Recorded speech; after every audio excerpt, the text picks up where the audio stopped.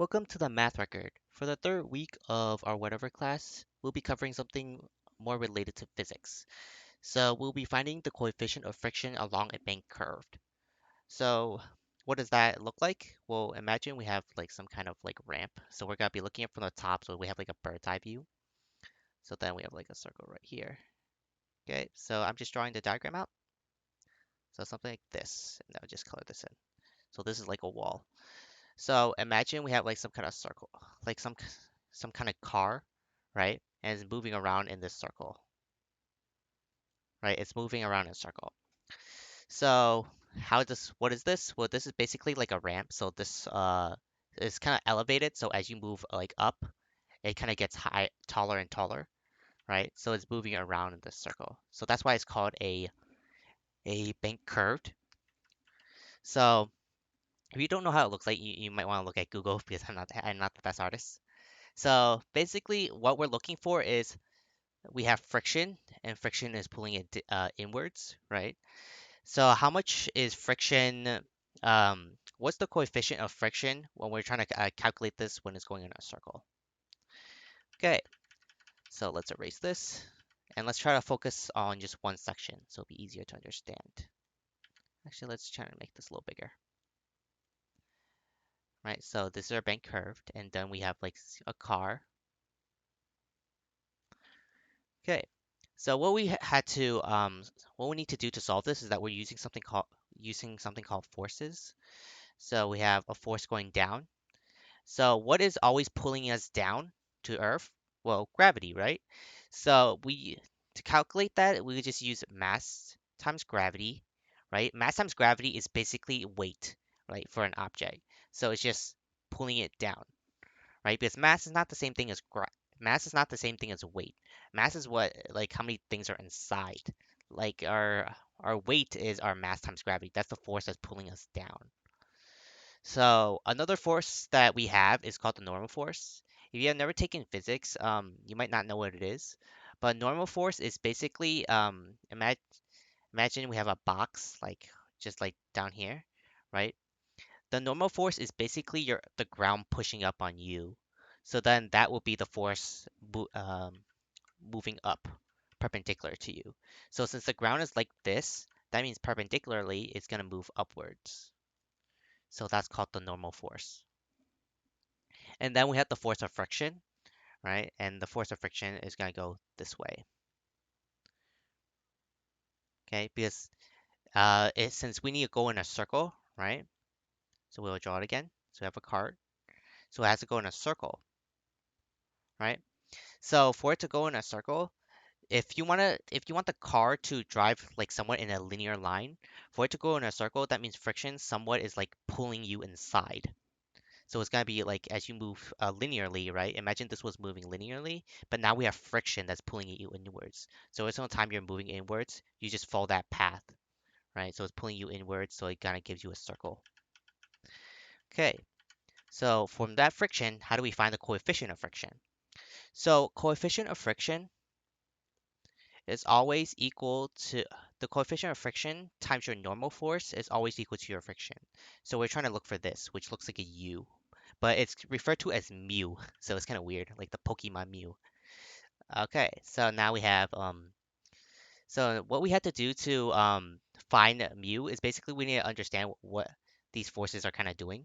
So instead of like focusing on each individual force, we're gonna focus on the overall picture and working on net forces. So net forces is basically working from horizontal or vertical, right? So let's work on vertical and horizontal, right?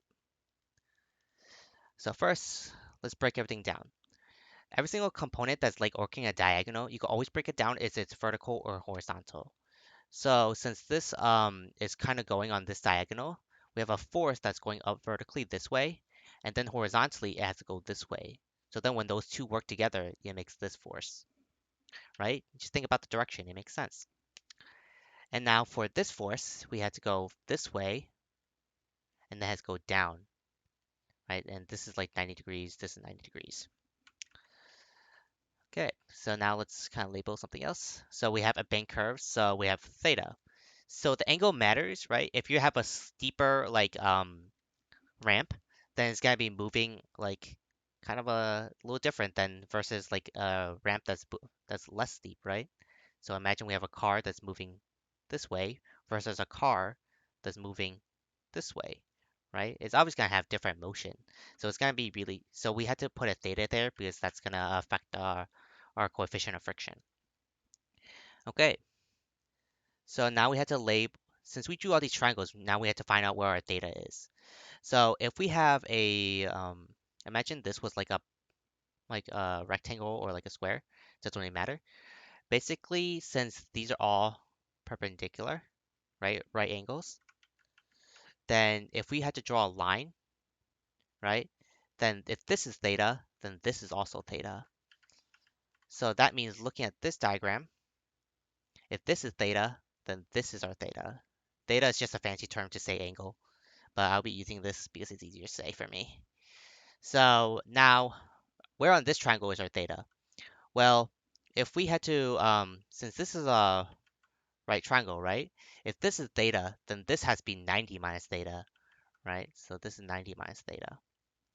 So since this is perpendicular, right? Because this is a horizontal force and this is a vertical force, then this is also 90 degrees.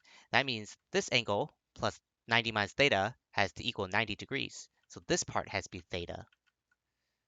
Okay. Okay, so now we got our thetas. Now we can solve everything. So we have our force vertical. So we have so what's our force going up? Oh, this is our only force going up vertically. So that's n times cosine of theta. Now that should be, so our vertical force should equal to our force going down. So we have force, friction force, times sine of theta. Okay, I'm gonna move um, this equation because we're kind of running out of space a bit. Okay. And then another force going down is our force from gravity, which is m times g. Okay, now horizontal force. So a horizontal force is equal to just this force going inwards and also this force. So they're both going in the same direction. So that is F times cosine of,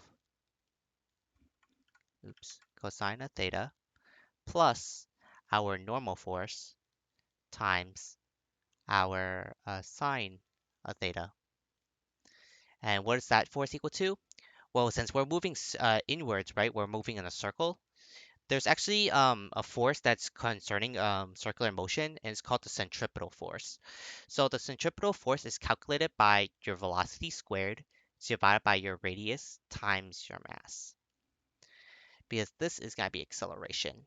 I think everyone heard of the famous equation force equals mass times acceleration, FMA, right? So mass, that's your mass, and acceleration. So this is your circular acceleration. Okay. So now we have all this. So why does it balance out like this? Well, if we're working with circular motion, it's these motion that's going inwards. So that's why it's equal to the horizontal component. So why does our vertical equal each other? Well, our vertical has to equal each other is because if it's moving upwards more than it's actually moving downwards, then it's not gonna be moving circular anymore, right? So let's say we have a circle of a car, right? For it to, if it has if it's the our vertical component is equal to each other, then it's gonna stay in this perfect circle. However, if it's like positive, like there's more pulling it up, then it's gonna move outwards and it's gonna move out the ramp. And if it's moving inwards, right, if it's more force inwards, then it's gonna go inside and it's gonna make this kind of spiral. So for us to make our perfect circle, we had to have our um, forces for vertical equal out from the top and from the bottom. So then now we could solve for everything because it's kind of like two equations. So it's like a system. So let's first substitute our force of u times n in there. And then we want to isolate n into one side.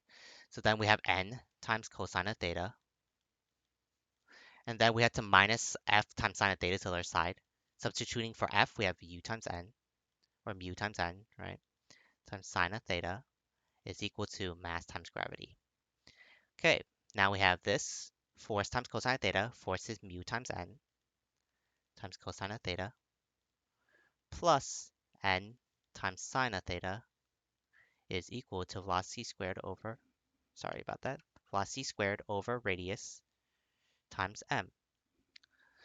So we could just divide both sides. We could divide the top equation by the bottom equation. So, okay, okay, right. So when we divide the top equation by the bottom equation, we could cancel out our masses, and we could also cancel out our n's. So we just have cosine of theta minus mu, which is our coefficient of friction, times sine of theta over mu times cosine of theta plus our sine of theta is equal to gravity divided by velocity squared over radius. So that would just be gravity times radius divided by velocity squared. Okay, so now we have mu here and here. We want to solve for mu, right? So let's cross multiply and then isolate mu. So then we could multiply this, so that will be velocity squared times cosine of theta minus velocity squared times sine of theta times mu is equal to our gravity times radius times cosine of theta times mu plus gravity times radius times sine of theta. So now we could simplify. So we can move this one to this side and move this one to this side. So we could get just mu by itself. So we have velocity squared times cosine of theta minus gravity times radius times cosine of theta. Oh, sorry, gravity times radius times sine of theta, right? Because our mu is in here. So we want to move, since this is negative, I just want to make it positive. So we're moving this one here and moving that one here. Sorry that the previous one is wrong. Okay, sorry about that. And then we have it's equal to our velocity squared times sine of theta plus gravity times radius times cosine of theta times mu, right? And then we could just divide both sides by velocity squared times sine of theta plus gravity times radius times cosine of theta. So velocity squared times sine of theta plus gravity times radius times cosine of theta. All right, and then we just delete that part because that's equal to our mu now. So we solved for it. But it looks kind of ugly, doesn't it? Well, what we could do is that we could, oops, that looks kind of weird. Okay, what we could do to make it easier to understand is we could just divide cosine of theta from the top and the bottom. So that would just be velocity squared minus gravity times radius. Sine divided by cosine is tangent over velocity squared, right? Sine divided by cosine is tangent. So let's just put this one on the side, tangent of theta. And then cosine divided by cosine is just the GR that's left, and then plus. Okay, so then this is your equation to find your coefficient of friction along a bank curve.